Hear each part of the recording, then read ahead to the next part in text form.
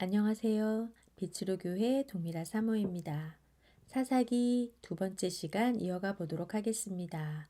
3장 7절에 첫 사사가 등장합니다. 갈렙의 조카이자 사위였던 온니엘입니다. 8년 동안 메소포타미아를 섬기던 이스라엘 백성을 40년 동안 평온하게 합니다. 두 번째 사사는 왼손잡이 에훗입니다. 모압, 에글론에게 18년 동안 고통을 당하던 이스라엘 백성을 80년 동안이나 평온하게 합니다.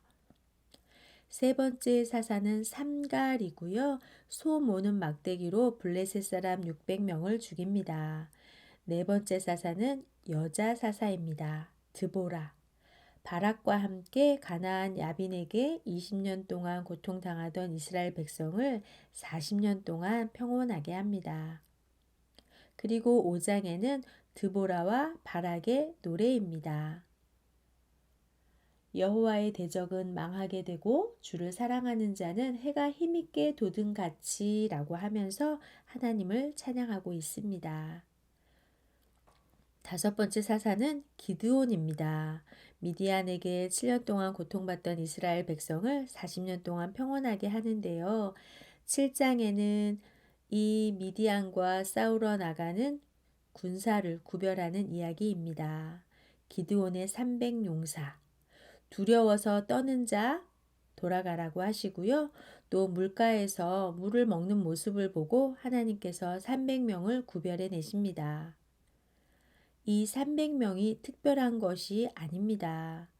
전쟁은 사람의 많고 적음에 있지 않고 오직 하나님의 방법으로 하나님이 하십니다. 기드온에게는 아들이 70명 있었고요. 처와 첩을 많이 두었습니다.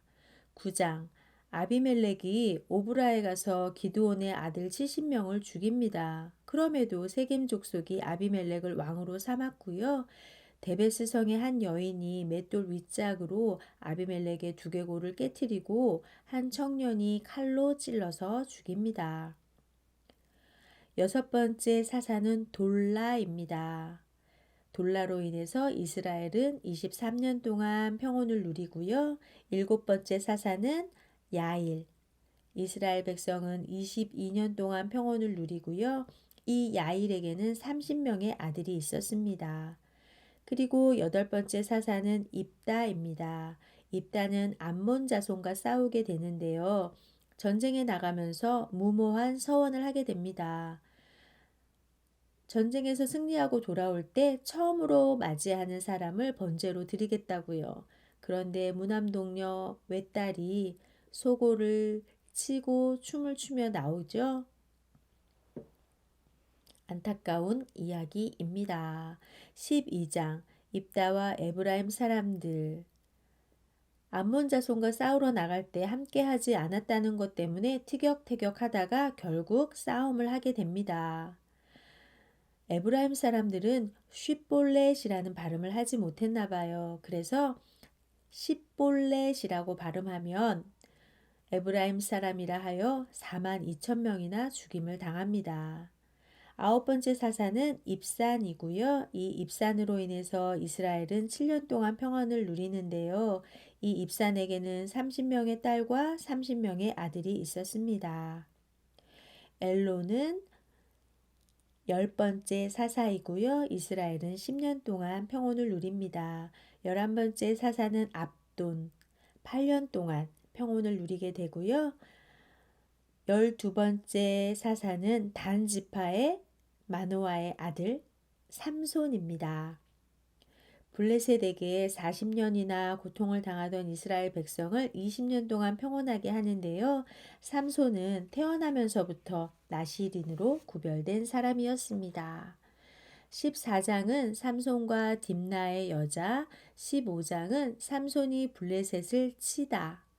그리고 16장에는 그 유명한 삼손과 들릴라의 이야기가 기록되어 있답니다. 이제 사사기의 세 번째 부분인 레위의 타락인데요. 17장에는 미가라는 사람이 유다 지파 베들레헴의 레위인을 자기 가정의 제사장으로 삼는 이야기가 기록되어 있습니다. 신상도 만들고 신당이 있으므로 에봇과 드라빔도 만들어 둡니다. 18장에는 이 미가의 신상을 단 지파가 훔쳐가는 이야기랍니다. 19장은 어떤 레위 사람과 그의 첩 사건인데요. 베냐민에 속한 기브아에서 이 레위 사람의 첩이 살해를 당합니다. 그러자 그 시체를 12토막으로 나누어서 각 지파에게 보냅니다. 20장 이스라엘이 전쟁 준비를 하네요. 그래서 이스라엘과 베냐민 자손이 싸우게 됩니다. 이 전쟁으로 인해서 베냐민 사람들이 모두 죽고 남자만 600명이 남은 거예요. 21장은 이 베냐민의 600명 남은 남자들에게 아내를 얻어주는 이야기입니다. 야베스 길르앗에서 여자 400명, 실로의 포도원에서 춤추는 여자 200명, 이렇게 600명을 베냐민 자손의 아내가 되게 하는 이야기로 사사기가 마무리되고 있습니다. 하나님께서 들어 쓰신 사사들도 성품이 아름답지 못하거나 무모하거나 여자에 빠지거나 처와 첩을 많이 두는 등 답답하기만 하고요. 그 누구보다 하나님의 명령과 율법과 규례와 법도를 잘 지키고 가르쳐야 했던 레위들조차 엉망인 사사시대를 마무리합니다. 다음 성경인 룻기에는 희망이 있을까요? 오늘도 수고하셨습니다. 샬롬.